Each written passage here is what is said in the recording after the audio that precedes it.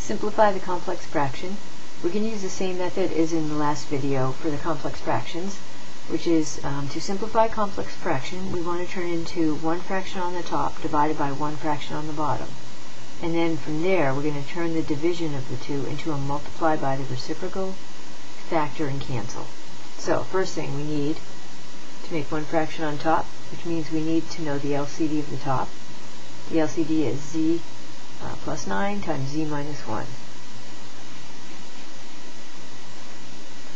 And we're also going to need the LCD of the bottom, and it turns out it's going to be the same thing. But if it's not the same thing, that's okay. Just figure out the LCD for the top and the LCD of the bottom. And we're going to force the fractions on the top to have the common LCD z plus 9 z minus 1.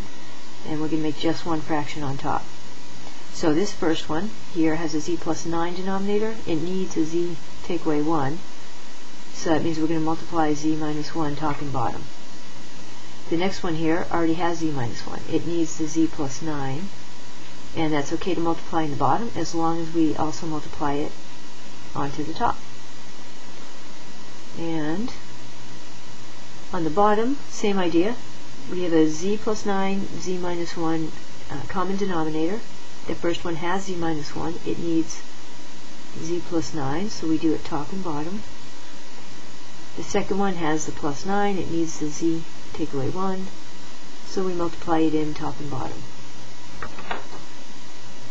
Now that we've done that, we're going to rewrite the top fraction to be one fraction. So adding across the numerators and keeping the common denominator as one denominator, we get 5 times z minus 1 plus 9 times z plus 9 all over z plus 9 z minus 1 common denominator. So that's the top fraction. And that's being divided by the bottom fraction. Again, go right across the top.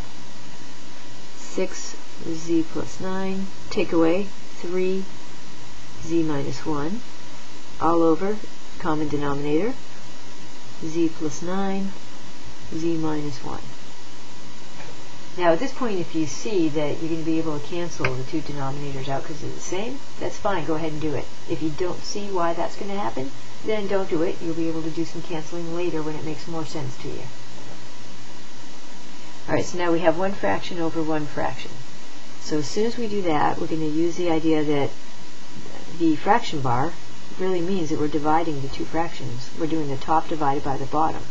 So we're going to change division to multiply. And we just have to remember that we need to multiply by reciprocal of the bottom. Alright, so we have 5 times z minus 1 plus 9 times z plus 9 all over z plus 9 z minus 1. Instead of being divided by the bottom, we're going to multiply by the reciprocal of the bottom. Z plus 9 z minus 1, so you flip the bottom. 6 times z plus 9, take away 3 times z minus 1. Now we want to be able to do canceling, and at this point we can do a little bit of canceling already just to make it look a bit simpler, but we can't do all the canceling yet because the top left here needs to be simplified out. We have to clear parentheses and then see if we can factor it, and same with the bottom right. But right here we already have factors, z plus 9 minus 1, and there's common factors up here. So as soon as you see common factors or things that are being multiplied together like that, we can cancel them. When you have pieces that are being added or subtracted together, not multiplied together, we cannot cancel. So for example, we cannot cancel z plus 9 top here with z plus 9 bottom here, because right now we would not be canceling common factors if we did that, because these items are not being multiplied together. So what we want to do is clear out these parentheses here. Alright, so go ahead and distribute that, same down here. And after we distribute, we're going to be able to look and see how we can factor it and have common factors. Then we can cancel. So let's see, this will be our simplify step.